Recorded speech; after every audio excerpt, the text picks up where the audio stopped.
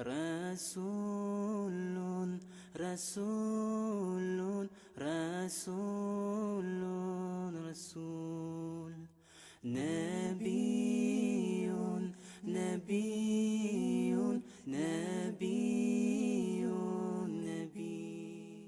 And when I went at the age of 21, 22 to Pakistan and became the student of Maulana Fadlur Rahman Ansari, I remember it was October 1964. And we sat down for the first class with the Maulana. I think we may have been about a dozen students from about 6 different countries.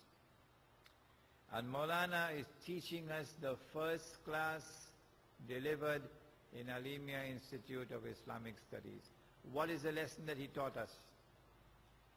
That lesson is before my eyes today as plain as the rain. He said, and of course it shocked me. It took some time for me to accept it. He said, when you know that it is the word of Allah, then whether you understand it or you don't, whether you're comfortable with it or you are not, when you know it is the word of Allah, submit to it. Understanding could come afterwards. You could come comfortable with it afterwards. But once you know it is the word of Allah, submit to it. If you don't submit, you're not a Muslim. Today, 999 out of every 1,000 women says, no, I can't accept that. Not my husband. Me, I'm prepared to share my husband with no other woman. No, no, no. It might be in the Quran, but I the Quran. I do not accept it. That is a state of brainwashing. Of course, this lecture is going to make me unpopular, but my duty is to try to please my Lord, not please the people. Someone has to speak it out. And I'm doing it tonight. This brainwashing of our Muslim women, where has it come from? It has come from that Christian Jewish world, the white world that is ruling the world today. Wherever the Christian Jewish world has not been able to influence our people and brainwash our people, our women don't behave like that. If you go to Afghanistan and see the Muslim women in Afghanistan.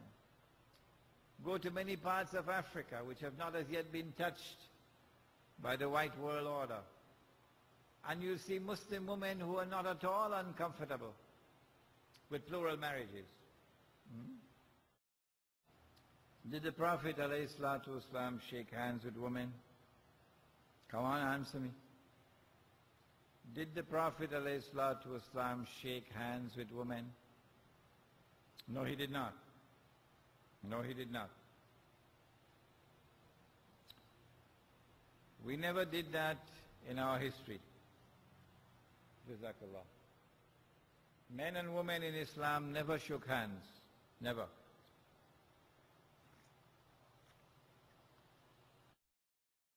Today, men and women in Islam are shaking hands. In Trinidad, they're worse than that. They're kissing. All over the place, they're kissing.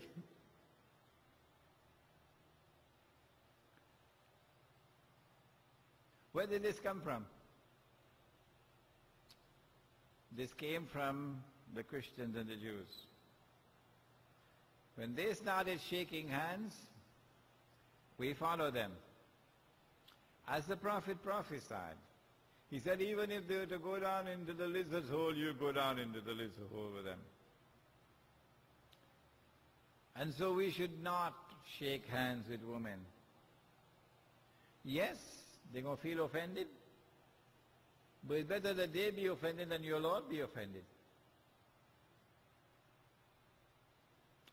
Allah put a beard on the face of the male. Did he? Yeah, I think he did it. Would you agree with me? that Allah put a beard on the face of the male? How are you so quiet? Why did He put a beard on the face of the male? So you can distinguish the male from the female from a distance, without having to look to any other part of the body. And men always wore their beards, always, all through history. It didn't matter which religion you belonged to, until when? Until the Jews and the Christians shaved it off. Which Jews and Christians? The one in the white world. And when they shaved it off, guess what happened? All of us shaved it off. Illa masha'Allah. And those who didn't shave it off, they kept an apology of a beard.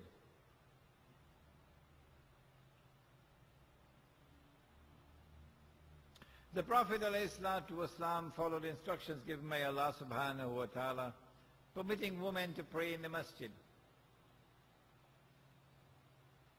He said, do not prevent your women from coming to the masjid. A woman has a choice. She can either pray at home or she can pray in the masjid. She gets the same blessings. But for a man, he gets 27 times more if he comes to the masjid than he prays at home. Listen to the hadith and tell me, what are you going to do with this hadith? If you say that you follow the sunnah, then tell me, what are you going to do with this hadith? He said,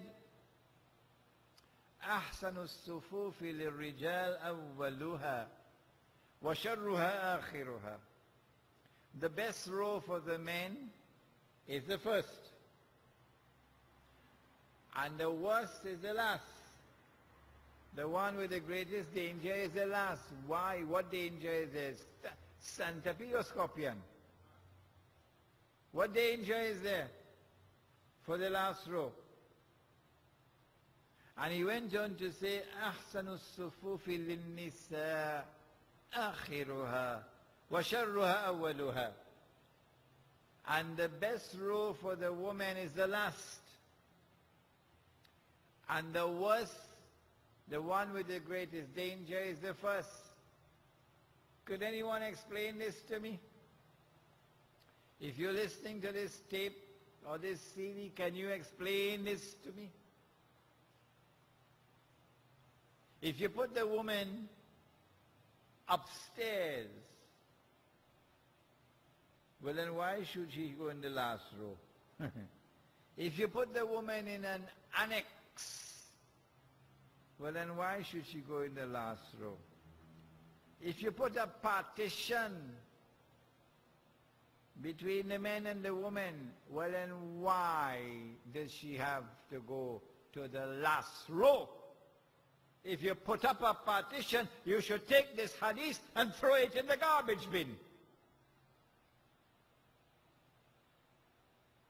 Because the only way that this hadith makes sense, the only way that you can apply the sunnah of the Prophet ﷺ, the only way, whether you like it or whether you don't, whether you're comfortable with it or you are not, it is irrelevant.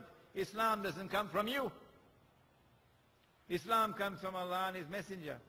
And the worst place to change Islam is in the masjid. Because you change it in the masjid, when you go there, you ain't getting no water. He ain't going to give you no water. He's going to say you change your religion. The worst place to change the religion is in the house of Allah. What this hadith tells us is that men and women prayed in the same space. It matters not. It is irrelevant whether you like it or whether you don't like it. Whether you're comfortable or you're uncomfortable with it, because Islam may come from you. You like the religion, keep it and accept it. You don't like it, you can leave it. But don't attempt to change it.